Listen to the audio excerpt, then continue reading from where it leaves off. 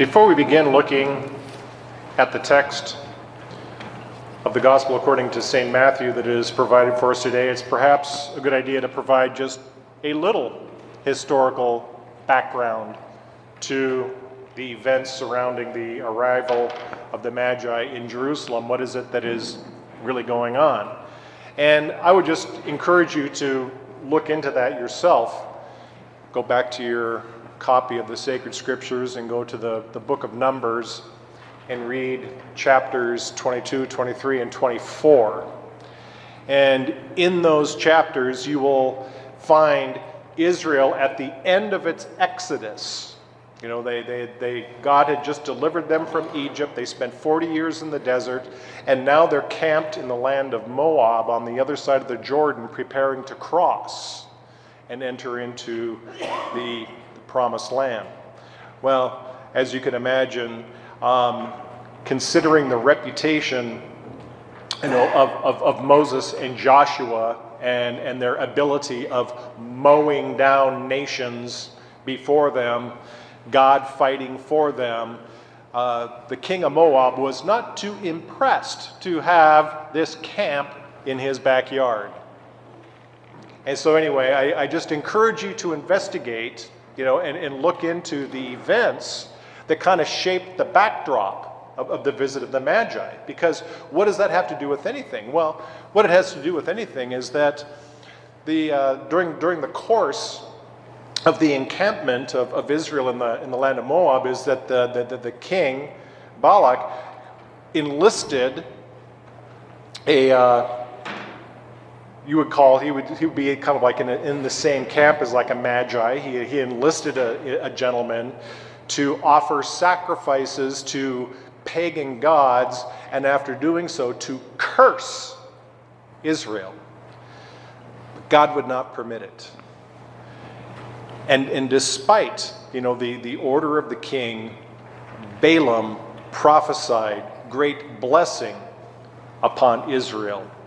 And among those blessings, he said, I can see him, but he's not here yet.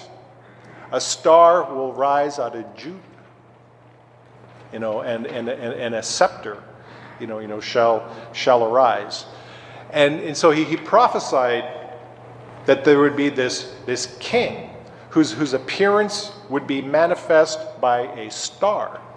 Well, like any good prophet, or magi, or soothsayer, whatever you want to say, he's going to write down and document everything he has done, put it into a scroll, and there it is for future generations. Well, sure enough, future generations are all studying the scrolls of the Magi that come before them until you have these Magi who are schooled and certainly understand all that has gone before them. And then it could not have even entered their wildest dreams that a prophecy of Balaam spoken centuries before was now being fulfilled before their very eyes. They saw the star. They packed up their belongings, their gifts, and off they went. That's the short version. But see, I think sometimes, you look at narratives like this, and it's a beautiful narrative. It's rich in history. It's rich in imagery. There's all kinds of symbols in here. I mean, we could spend hours and hours, diving into this. But I think what we do is that then we run the risk of getting so bogged down in so many of the details, not that they're important, not unimportant, they are important, but we can get so bogged down in them, we forget the substance of what's taking place. Because see, I think one of the questions that people are not asking, right, is how did these Magi know that a certain star was absolutely, positively, without a shadow of a doubt, associated with the birth of a king in Israel? How could they possibly know that? You see, and this opens this whole can of worms. Because see, we're modern Catholics now, and so we need to be sophisticated, and we need to appear cool before other people. And so we look for natural explanations for the stars. So there's all kinds of articles out there. It's like, oh, there was a conjunction of Jupiter and Saturn. It's like, I'm convinced. I've seen a conjunction of Jupiter and Saturn. Have you? Did it inspire you to travel to Israel to see if a king had been born? No, it did not. Is it beautiful? Yes, it is.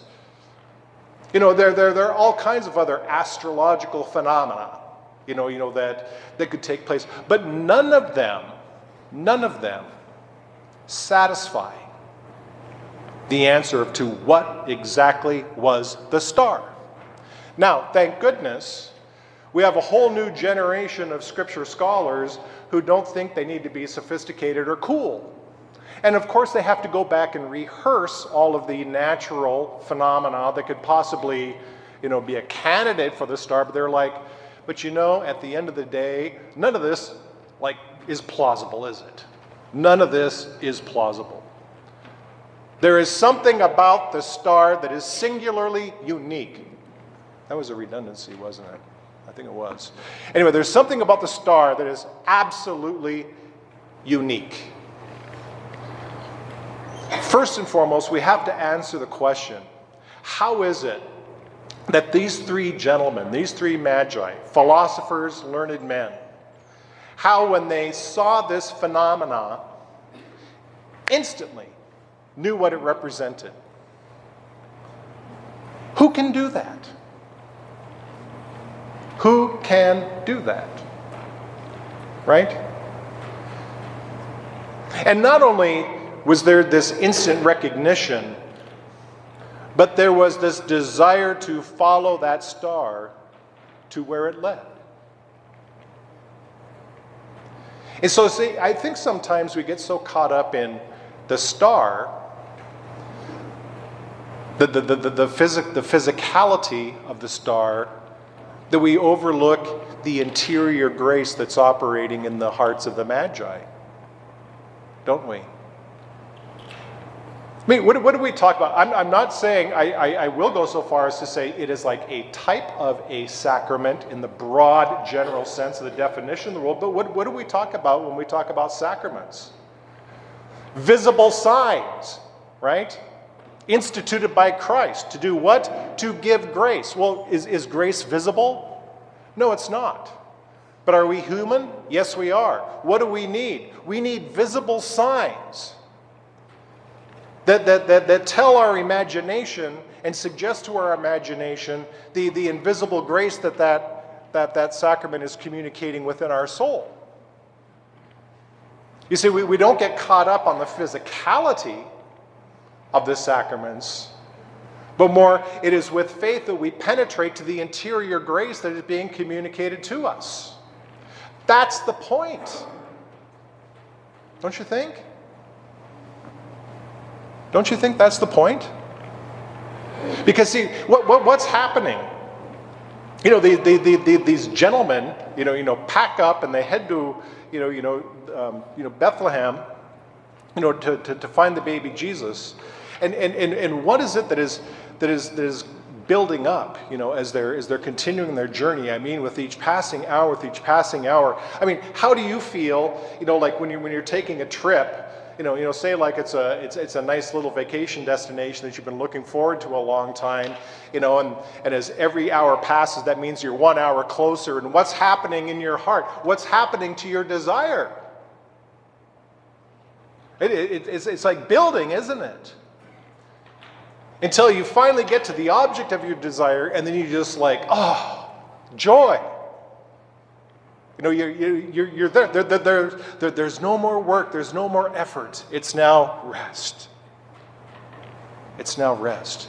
Well, how different is that for the Magi? As with each passing hour, they're getting closer and closer and closer, and their desire is building and building and building. And when they see the star, and it stops right over the very place where Jesus Christ is to be found, they go into the house and they find Jesus with his mother Mary, and what do? The only practical response.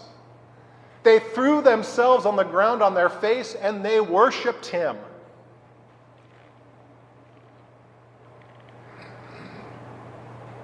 They worshiped him as God. Can a conjunction of Jupiter and Saturn do that to a person?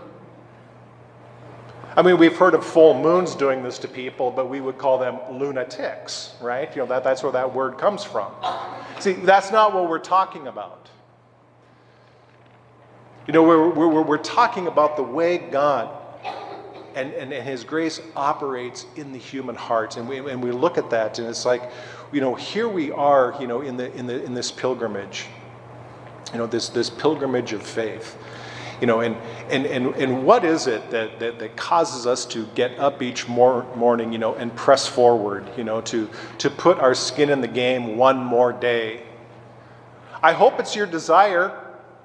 I hope it's desire that's driving you. I honestly do. I hope it's a desire to run the race and run the race well. Until you cross the finish line and find the prize. It's in that. It's at the end of the life, the end of our pilgrimage, where there'll be no more effort, there'll be no more desire, because there will be nothing but complete and total satisfaction of everything our heart has ever longed for.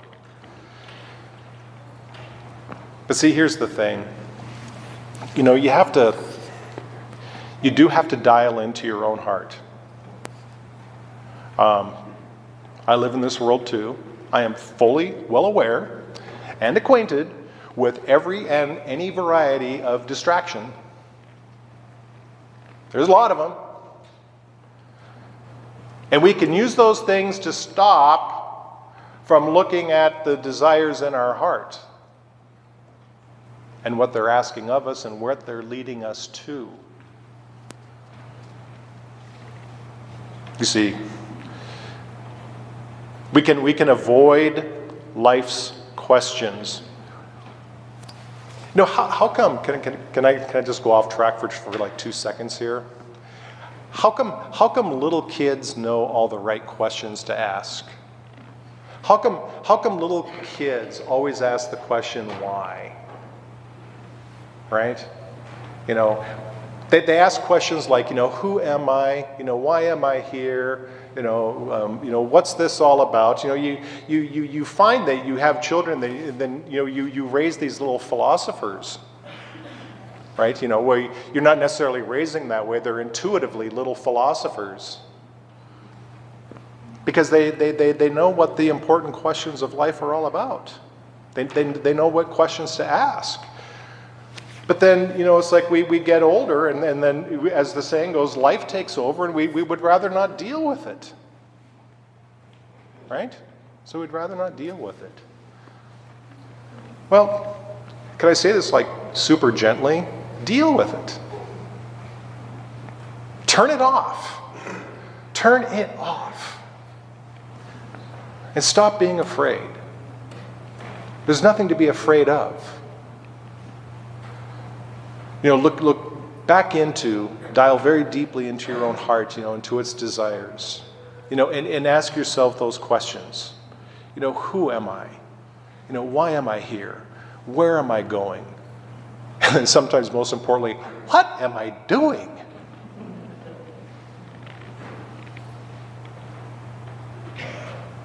Then, here, see, we have this. See, we think it's pretty cool that the Magi got to see a star. Do you know what the Magi didn't get? They didn't get the Holy Eucharist, did they? They did not. The ultimate sign that points to and guides and nourishes us on our pilgrimage to heaven. They can keep their star. Well, it's a wonderful star, but they can keep it. We've got the Blessed Sacrament. And there is presented to our senses, the mere appearance of bread. And there's a good reason for it. It's to keep everybody else out. I mean, it's not that they can't come in. There's certainly, everybody's welcome. But for those who would, abuse or profane or take it for granted or sacrilege, they're prevented from recognizing. But see, we have the gift. That host, that consecrated host, produces within us an interior grace of recognition. Right?